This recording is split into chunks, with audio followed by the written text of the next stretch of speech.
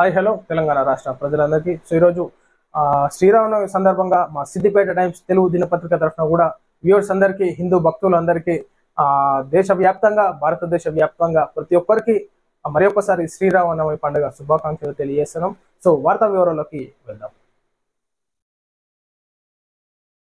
చలో భద్రాద్రి రాములోరి కళ్యాణం చూతము రారండి. భద్రాచలంలో రేపు సీతారాముల కళ్యాణం అంటే ఈరోజు ముమ్మర ఏర్పాట్లు చేసిన ఆలయ సిబ్బంది కళ్యాణానికి హాజరు కానున్న సీఎం రేవంత్ రెడ్డి దంపతులు 50,000 మంది భక్తులు వస్తారని అంచనా. ముమ్మర ఏర్పాట్లు భారీ బందోబస్తు. శ్రీ సీతారామచంద్ర స్వామి కళ్యాణ మహోత్సవానికి ఎంతో విశిష్టత ఉంది. శ్రీరామనవమి సందర్భంగా భద్రాద్రిలో కళ్యాణం పట్టాభిషేక కార్యక్రమాలు నిర్వహించనున్నారు. సీతారామచంద్ర స్వామి కళ్యాణ ప్రత్యక్షంగా తిలకించేందుకు సీఎం రేవంత్ రెడ్డి దంపతులతో పాటు పలువురు మంత్రులు కూడా హాజరు కానున్నారు. ఈ సందర్భంగా సీఎం రేవంత్ రెడ్డి ముత్యాల తలంబ్రాలు సమర్పించనున్నారు. దేశ విదేశాల నుంచి సుమారు 50,000 మందికి పైగా భక్తులు వస్తారని అధికారులు అంచనా వేసి ఏర్పాట్లు చేస్తున్నారు. ఈ క్రమంలో ఎలాంటి ఇబ్బందులు తలెత్తకుండా భారీ పోలీసు బందోబస్తు ఏర్పాట్లు చేస్తున్నారు. సో ఈనాడు మనం చూసుకోవచ్చు సీతారాముల కళ్యాణ వేడుకలు అంగరంగ వైభవంగా జరుగుతుంటాయి. భద్రాద్రిలో మనం చెప్పుకోవచ్చు. ఈనాడు అక్కడికి ఎంతో మంది భక్తులు రావడం జరుగుతుంది ఆ యొక్క కార్యక్రమాన్ని వీక్షించడానికి. సో ప్రతి ఒక్కరు కూడా సంతోషంగా ఉండాలని కోరుకుంటూ వెళ్ళేవారు జాగ్రత్తగా వెళ్ళాలి. సో ముసలి వాళ్ళు వృద్ధులు ఇబ్బందికరంగా ఉంటే ఇంట్లో నుంచే చూస్తే బాగుంటుంది. ఎందుకంటే ఎండల తీవ్రత ఎక్కువగా ఉంది, టెంపరేచర్స్ కాబట్టి. సో అటువంటి వారికి ఇబ్బందికరంగా కాకుండా టీవీలలో వీక్షిస్తే బాగుంటుంది.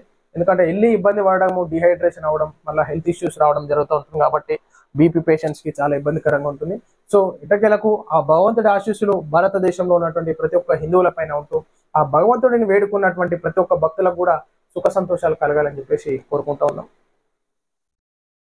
ఆదిలాబాద్ లో పౌర విమానయాన సేవలు గ్రీన్ సిగ్నల్ ఇచ్చిన రక్షణ మంత్రి. విమానాశ్రయం ఏర్పాటు కోసం దశాబ్దాలుగా ఎదురు చూసిన ఆదిలాబాద్ వాసుల కళలు త్వరలో ఫలించబోతున్నాయి. సో డెవలప్మెంట్ లో భాగంగా ఈనాడు మనము విమానయాన సర్వీసెస్ ప్రతి ఒక్క దగ్గర డెవలప్మెంట్ చేసుకోవాలి. ఎందుకంటే శంషాబాద్ పోవాలి, ఐడికే రావాలి. గ్రామీణ ప్రాంతాల నుంచి తెలంగాణ చివరి నుంచి ఈ శంషాబాద్ రావాలంటే చాలా ఇబ్బందికరంగా ఉంటుంది. సో ఈనాడు మనం భద్రాచలం నుంచి ఈడికి రావాలంటే చాలా ఇబ్బందికరంగా ఉంటుంది. అదేవిధంగా మనం ఇటు చూసుకోవచ్చు, కరీంనగర్, సంగారెడ్డి వాళ్ళందరూ ఈడి దాకా రావాలంటే చాలా ఇబ్బందికరంగా ఉంటుంది. సో ఎక్కడెక్కడైతే అందుబాటులో ఉన్నాయో అవి ఓపెన్ చేసి ప్రజలకు అందుబాటులో ఉండే విధంగా ఎయిర్ సర్వీసెస్ ఉంటే బాగుంటుంది. పుట్టడు దుఃఖంలో ఉన్న రైతులను చూస్తే గుండె బరువెక్కింది. ఎమ్మెల్సీ కవిత ఆవేదన. యాదాద్రి భువనగిరి జిల్లా ఒలిగొండ మండలం టేకుల సోమవారంలో మాజీ ఎమ్మెల్యే పైల శేఖర్ రెడ్డితో కలిసి బీఆర్ఎస్ ఎమ్మెల్సీ కవిత పర్యటించారు అన్నట్టుగా మనం ఇక్కడ చూసుకోవచ్చు. అక్క ఓదారుస్తుంది అనమాట, రైతులను ఓదారుస్తున్నారు. సో నీళ్లు లేవు, ఏం లేవు అన్నట్టుగా. కాబట్టి ఖచ్చితంగా ఈనాడు రైతులను ఆదుకోవాలి, రైతుల సమస్యలు తెలుసుకోవాలి. మీరు కూడా గట్టి కౌంటర్ ఇచ్చి మరి ఉన్నటువంటి రైతాంగానికి ఏ ఇబ్బంది లేకుండా చూసుకోవాలి కవితక్క గారు.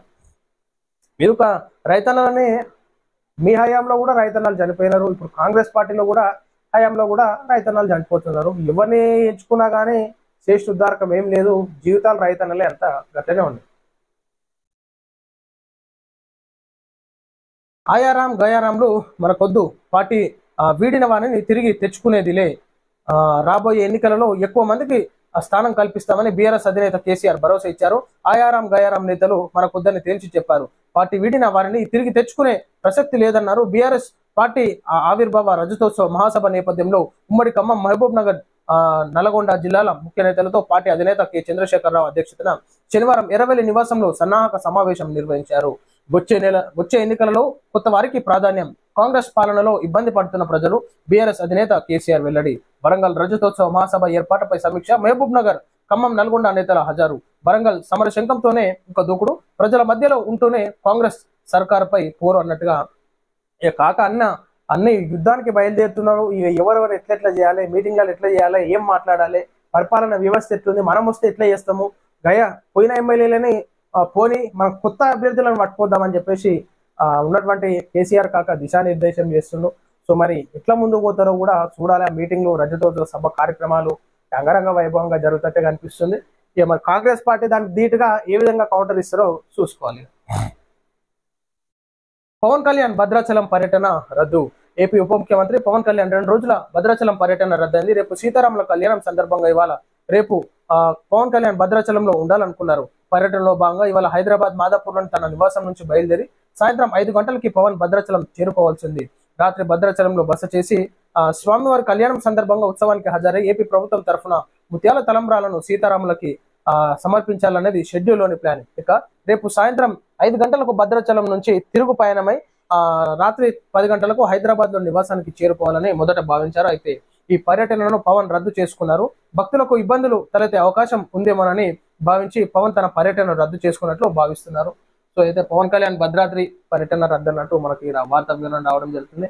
ఉన్నటువంటి భక్తులు ఇబ్బంది పడతారు. సో ఏదైతే సెక్యూరిటీ ఫోర్సెస్ కూడా చెప్తా ఉంటాయి. సో అధిక సంఖ్యలో ఆ రాముల వారి కంటే ఎక్కువ పవన్ కళ్యాణ్ జోనికి వస్తుందని చెప్తే కథం ఫ్యాన్స్ అందరికి ఏగబడుతుంటారు. అక్కడ ఉన్నటువంటి సెక్యూరిటీ ఫోర్సెస్ కి ఇబ్బంది జరుగుతున్న నేపథ్యంలో మరి క్యాన్సిల్ అయినట్టుగా మనకి ఇక్కడ ప్రస్తావన రావడం జరిగింది.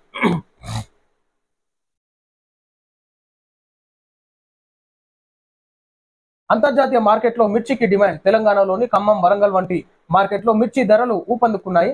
ఖమ్మంలో ముఖ్యంగా తాజా రకం మిర్చికి పెరుగుతున్న డిమాండ్ వల్ల ధరలు స్థిరంగా పెరుగుతూ వస్తున్నాయి. ప్రస్తుతం రోజువారీగా 19,000 నుంచి 20,000 క్వింటాల వరకు మిర్చి మార్కెట్లోకి వస్తుంది. ముఖ్యంగా మన తెలంగాణ మిర్చికి కూడా చాలా డిమాండ్ ఉంటుంది. ఉన్నటువంటి రైతన్నలకు కూడా హర్షం వ్యక్తం చేస్తున్నారు. కాబట్టి ఈనాడు ప్రభుత్వం కూడా సరైనటువంటి గిట్టుబాటు ధర రైతన్నలు ఎంతో కష్టపడి పండిస్తున్నారు. అదేవిధంగా మనం సడన్ గా అకాల వర్షాలకు కూడా రైతన్నలు ఇబ్బంది పడుతున్నారు. కాబట్టి వాళ్ళకు కూడా నష్టపరిహారం కల్పించి రైతన్నలను ఆదుకోవాల్సిందిగా కోరుతా ఉన్నాం. మోడీకి అత్యున్నత పురస్కారం. శ్రీలంక మిత్ర విభూషణ్ అవార్డు దక్కించుకున్న ప్రధాని మోడీ. శ్రీలంక అత్యున్నత పురస్కారం మిత్ర విభూషణ్ ను ప్రధాని మోడీ అందుకున్నారు. ఆ దేశ అధ్యక్షుడు అనుర కుమార్ డిసనాయక ఆ అవార్డుతో ఇవాళ మోడీని సన్మానించారు. నిన్న ద్వైపాక్షిక సంబంధాలను బలోపేతం చేయడంలో మోడీ కీలక పాత్ర పోషించినట్లు శ్రీలంక అధ్యక్షుడు తెలిపారు. మోడీ గారు వాస్తవానికి ఎందరో మంది అధ్యక్షులను కలవడం జరుగుతుంది. మిత్రభావంతో అందరం కలిసిమెలిసి ఉండాలి. అందరం కలిసినప్పుడే అభివృద్ధికి మనం ఒక రెడ్ కార్పెట్ వచ్చినట్టు ఉంటుంది అన్నట్టుగా కూడా మోడీ గారు ఎన్నో ప్రసంగాల్లో చెప్పడం జరిగింది. ఈనాడు సత్సంబాలని కలిసిమెలిసి ఉన్నప్పుడే అందరు సంతోషంగా ఉంటారు ప్రజలు. ఏ సమస్యలు వచ్చినా కూర్చొని ఆలోచించుకొని చేసుకోవాలని యుద్ధాలు పెట్టుకోవడం, చంపుకోవడాలు ఇవన్నీ చేసుకుంటే బాగుండదు. కాబట్టి ఈ విధమైనటువంటి మొన్న మనం చూడొచ్చు. ఈనాడు వక్ఫ్ బోర్డు ఏదైతే ఒక రక్తం చుక్క తిండించకుండా ఒక్క లొల్లి పరిచయం లేకుండా అక్కడ బిల్లుని పాస్ చేయడం జరిగిందంటే ఆలోచించుకోవాలి. ఏఐతో ఫేక్ ఇమేజెస్ కంచ గచ్చిబౌలి వివాదంపై మంత్రుల ఆగ్రహం.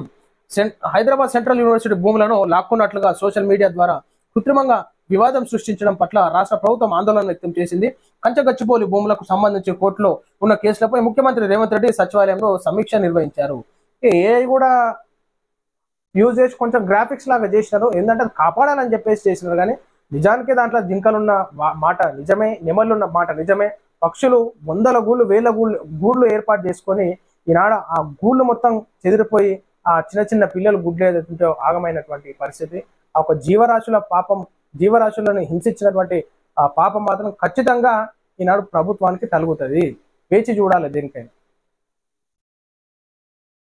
బాబు జగ్జీవన్ రామ్ కు రేవంత్ బట్టి కేసీఆర్ ఘననివ్వాలి. దివంగత నేత బాబు జగ్జీవన్ రామ్ జయంతి సందర్భంగా ముఖ్యమంత్రి రేవంత్ రెడ్డి, ఉప ముఖ్యమంత్రి బట్టి విక్రమార్క, బీఆర్ఎస్ అధినేత కేసీఆర్ ఘనంగా నివాళులర్పించారు. ఆయన దేశానికి చేసిన సేవలు స్మరించుకున్నారు. ఖచ్చితంగా మనం స్మరించుకోవాలి, గుర్తుంచుకోవాలి, వారిని మనం గౌరవించుకోవాలి, వారి సేవలను. సో ఇది ప్రజలారా మనం చూస్తున్నాం ఈరోజు సిద్దిపేట టైమ్స్ తెలుగు దినపత్రికలోని మెయిన్ పేజ్ ఎడిషన్ వార్తా విశేషాలు. నమస్తే.